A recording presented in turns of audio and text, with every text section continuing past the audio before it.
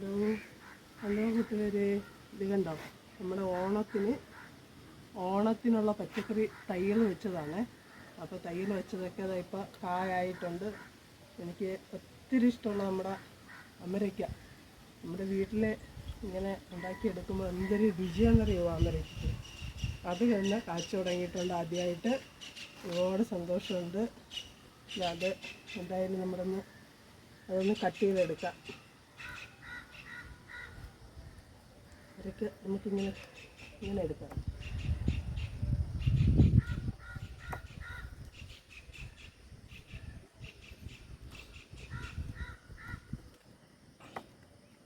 ഇതുണ്ടോ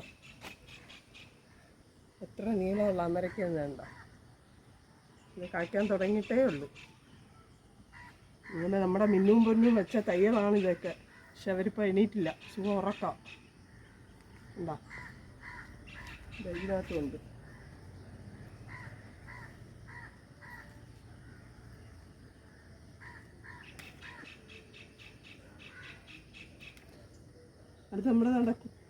അടുത്ത സെക്ഷൻ കുട്ടി അമര ഇവിടെ റെഡിയായി വരുന്നുണ്ട്. അത് ഏകദേശം ഓണം ആകുമ്പോഴത്തേക്കും അത് റെഡിയാവും.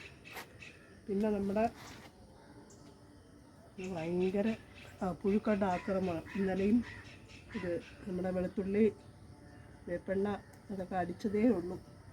ഇതുണ്ട് നമ്മുടെ ഒരു വഴുതന കണ്ടോ, ഒരു വഴുതനയും റെഡിയായിട്ടുണ്ട്.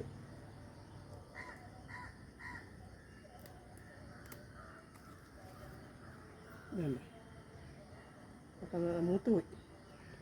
ഇനിയെടുത്ത് നമ്മുടെ തക്കാളിയൊക്കെ പൂവിട്ട് കായ്ക്കാൻ തുടങ്ങി. ഇവിടെ ഇത് കായ്ച്ചിട്ടുണ്ട്. അടുത്ത് നമ്മുടെ മുളക് ഉണ്ടോ, മുളകും കായ്ച്ചു. ഒരു കറിക്ക് ഒരു മുളക് മതി. ഇതിനൊക്കെ നിൽപ്പുണ്ട് കായകൾ നിറയെ. പിന്നെ ബാക്കി കുറേയൊക്കെ പച്ചക്കറികളൊക്കെ വെച്ചിട്ടുണ്ട് കുറേയൊക്കെ. അത് നമുക്ക് അടുത്ത ഇതിൽ കാണാം. അത് നമ്മുടെ തക്കാളിയൊക്കെ ഇങ്ങനെ വാടിയാണോ എന്നറിയില്ല. പഴുക്കാനൊക്കെ നമുക്ക് പച്ചയ്ക്ക് പറിച്ച് കറി വയ്ക്കാം. അവിടെയും കുറച്ച് വേറെ ഇരിപ്പുണ്ട്.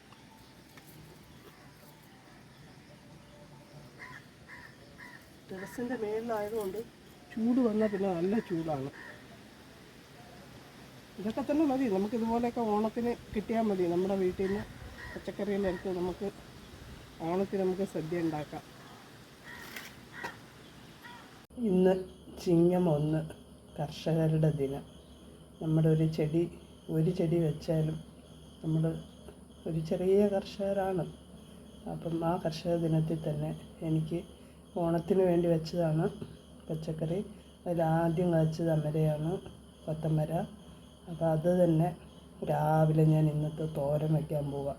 ഇവിടെ നിന്ന് പറിച്ച മുളകും അമരയ്ക്കയും കൂടെ ഇട്ട് ഒത്തിരി ഇഷ്ടമുള്ള തോരനാണ് എനിക്ക്. അതിൽ നമ്മുടെ വീട്ടിലെ അമരയ്ക്ക എന്ന് പറയുന്നത് അത് വേറൊരു രുചി തന്നെയാണ്. അപ്പോൾ അത് വെച്ച് ഇന്നൊരു തോരൻ വെച്ച് എല്ലാവർക്കും കഴിക്കാം, സന്തോഷത്തോടെ കഴിക്കാം. നമ്മൾ അധ്വാനിച്ചുണ്ടാക്കിയതല്ലേ. അപ്പോൾ അതിൻ്റെ സന്തോഷം ഒന്ന് വേറെ തന്നെയാണ് അല്ലേ. നമ്മുടെ തോരനുള്ളതെല്ലാം അരിഞ്ഞ് റെഡിയാക്കിയൊരു സവാളയും നമ്മുടെ അമരയ്ക്കയും കൂടെ അരിഞ്ഞ് റെഡിയാക്കി ഇനി വേഗം തോരനാക്കി എടുക്കട്ടെ. എനിക്ക് 7 മണിക്ക് ചോറ് കിട്ടാനുള്ളതാണ്.